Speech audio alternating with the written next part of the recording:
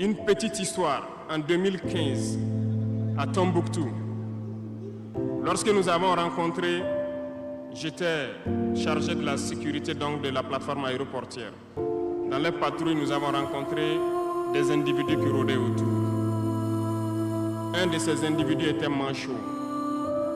Je lui ai fait comprendre que c'était dangereux de rôder autour de la base parce qu'ils peuvent se faire tuer. Il m'a dit qu'il voulait se faire tuer, il voulait mourir.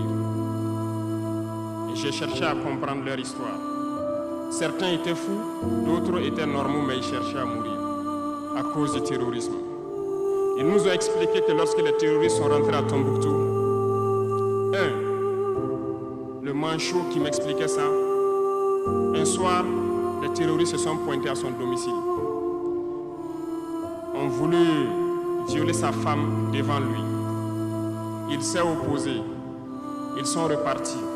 Le lendemain, on est venu le pêcher à la maison, l'amener à la place publique. On l'a accusé de vol.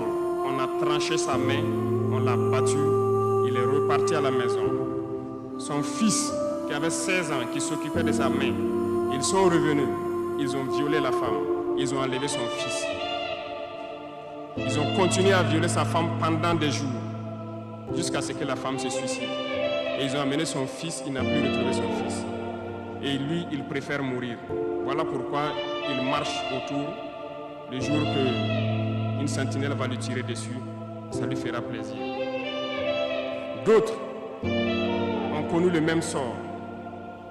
Ils ont été enlevés de chez eux parce qu'ils refusaient que les terroristes touchent à leurs femmes ou à leurs filles. Et le lendemain, on vient les soustraire, on les amène à la place publique, on les battait à sang. Et après, ils allaient faire leur sale besoin. Beaucoup de familles ont été détruites ainsi. Ce sont des criminels, des violeurs, des bandits, des trafiquants de drogue qui sont armés et qui sèment désolation dans nos contrées.